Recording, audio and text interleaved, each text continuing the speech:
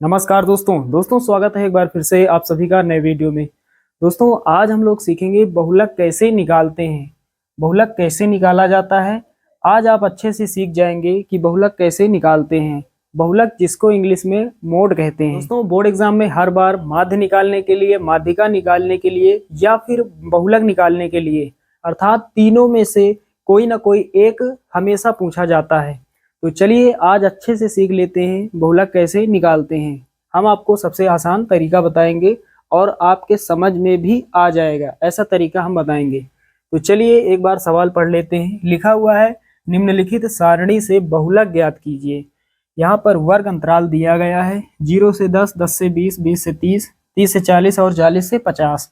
उसके बाद दोस्तों बारंबारताएं दी गई हैं 6, 11, 21, 23 और 14। तो चलिए दोस्तों शुरुआत करते हैं। सबसे पहले यहाँ लिख लेते हैं हल। तो यहाँ पर हमने लिख दिया हल। दोस्तों यहाँ पर ये जो बारंबारताएं दी गई हैं, देख पा रहे हैं यहाँ पर बारंबारताएं दी गई हैं 6, 11, 21, 23 और 14।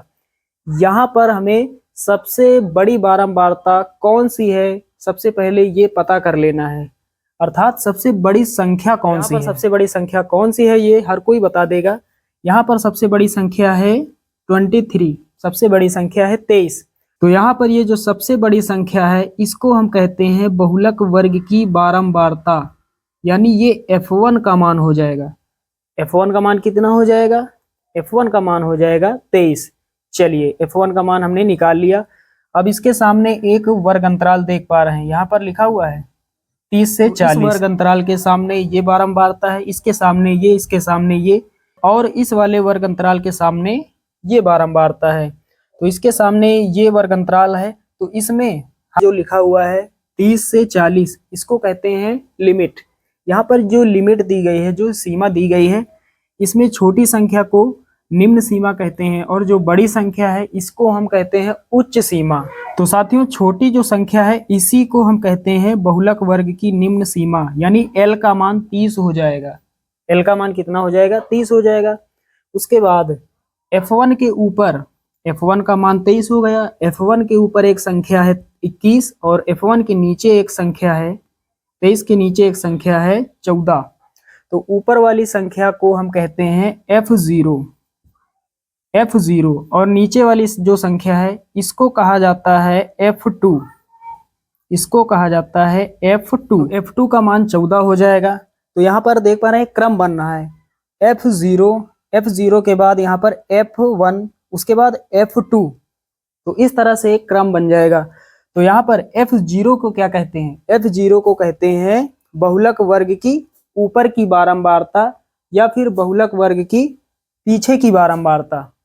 यहाँ पर देख पा रहे हैं ये बहुलक वर्ग की बारंबारता F1 है, F1 के ये पीछे है, ऊपर से नीचे आ रहे हैं तो ये बारंबारता है जो ये पीछे है और ये जो है ये आगे है। तो बहुलक वर्ग की पीछे की बारंबारता F0 को कहते हैं और F2 को कहते हैं बहुलक वर्ग की आगे की बारंबारता या फिर बहुलक वर्ग की नीचे की बारंबारता।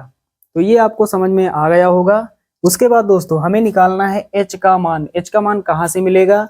ये जो वर्ग अंतराल दिया गया है तो यहाँ पर हमें देखना है अंतर कितने का है। यहाँ पर यदि हम किसी वर्ग अंतराल को लेते हैं तो डिफरेंस जो है वो बराबर ही रहेगा। इसको लेते हैं तो यहाँ पर उच्च सीमा में निम्न सीमा को घटाएंगे, बड़ी संख्या में छोटी को घटाएंगे तो अंतर पता चल जाएगा। 10 में घटाएंगे 0, 10 मिलेगा, 20 में 10, 10 मिलेगा, 30 में 20, 10 मिलेगा, 50 में 40, 10 मिलेगा। कुल मिलाकर वर्ग अंतराल में डिफरेंस कितने का है? 10 का। तो H का मान कितना हो जाएगा? चलिए किसी एक वर्ग अंतराल को लिख लेते हैं, इसी को लिख लेते हैं 30 से 40। तो H बराबर कितना हो जाएगा? उच्च सीमा में निम्न सीमा को घटाएंगे, 40 में 30 जाएगा, कितना मिलेगा? 10। तो H का मान कितना हो गया? 10। चलिए दोस्तों हमने सभी मान निकाल लिए हैं, तो एक स्थान पर हम सभी मानों को यहाँ पर लिख देते हैं।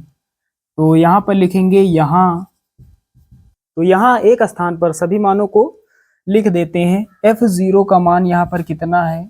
F0 का मान है 21।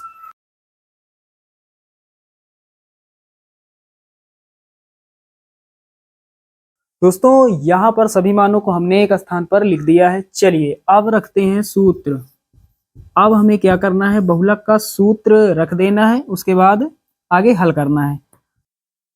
तो साथियों बहुलक का सूत्र क्या होता है, यहाँ पर लिखेंगे बहुलक बराबर L plus F1 minus F0 और इसके बटे में क्या होता है 2F1 minus F0 minus F2 और गुणा में H होता है। चलिए यहाँ पर रख देते हैं L का मान कितना है 30 है, तो यहाँ पर लिखेंगे 30, उसके बाद प्लस लगाएंगे। F1 का मान कितना है 23 है, माइनस F0 का मान कितना है 21 है, उसके बाद बटे में 2F1 का 2 से गुणा, F1 का मान 23 है, 23 का 2 से गुणा होगा, 23 दूना 46 हो जाएगा, तो यहाँ पर 46 लिख देते हैं, माइनस F0 का मान 21 माइनस F2 का मान 14 गुणा में H का मान कितना है, यहाँ पर लिखेंगे 10। चलिए ये आप समझ पा रहे होंगे। चलिए दोस्तों आगे हल करते हैं। सबसे पहले लिखेंगे 30 प्लस 23 में घटाएंगे 21, कितना मिलेगा 2, उसके बाद बटे का निशान लगाएंगे। 46 में घटा सकते हैं 21 को, उसके बाद जो आएगा उसमें घटा लेंगे 14 को, या फिर आप जानते हैं एक समान चिन्हों वाली संख्याओं को जोड़ दिया जाता है और चिन्ह वही रहता है। तो पहले हम 46 यहाँ लिख लेते हैं, यहाँ पर माइनस का 21 है, माइनस का 14, दोनों संख्याओं को जोड़ देंगे और चिन्ह माइनस का ही रहेगा क्योंकि दोनों के आगे एक समान चिन्ह है। 4 1 5 हो जाएगा, 2 1 3 हो जाएगा, तो 21 और 14 35 हो जाएगा और गुणा में कितना 10। चलिए अब घटा देंगे, पहले लिखेंगे 30 प्लस ऊपर 2 गुणा में ये 10 लिख लेते हैं और नीचे 46 में घटाएंगे 35, कितना मिलेगा, यहाँ 1 बचेगा, यहाँ पर कितना 1, तो कितना मिलेगा 11। 46 में घटाएंगे 35, 11 बचेगा। चलिए आगे हल कर लेते हैं, पहले 30 लिख लेते हैं प्लस 10 दूना 20 हो जाएगा और यहाँ पर कितना नीचे 11, तो 11 से भाग देना है 20 को, जो भी आएगा उसको हम जोड़ देंगे 30 में, हमारा आंसर आ जाएगा। चलिए अब यहाँ पर भाग दे देते हैं, भाग देना आप सभी लोग अच्छे से जानते हैं। तो 11 से भाग देना है 20 को, तो 11 1 के 11, यहाँ पर 20 में घटाएंगे 11, कितना मिलेगा, मिलेगा 9, दशमलव लगाएंगे, यहाँ पर 0 हो जाएगा, तो कुल मिलाकर 90 हो जाएगा। 11 8 88, 11 8 88, 90 में 88 2 मिलेगा, दशमलव लगा है, 0 बढ़ाएंगे तो यहाँ 20 हो जाएगा, फिर 11 1 के 11, तो यहाँ पर 11, इस तरह से आता ही चला जाएगा। चलिए आगे नहीं हल करेंगे, दशमलव के बाद 1 अंक तक या फिर 2 अंक तक। तो 11 से जब हमने भाग दिया 20 को, कितना आया 1.81।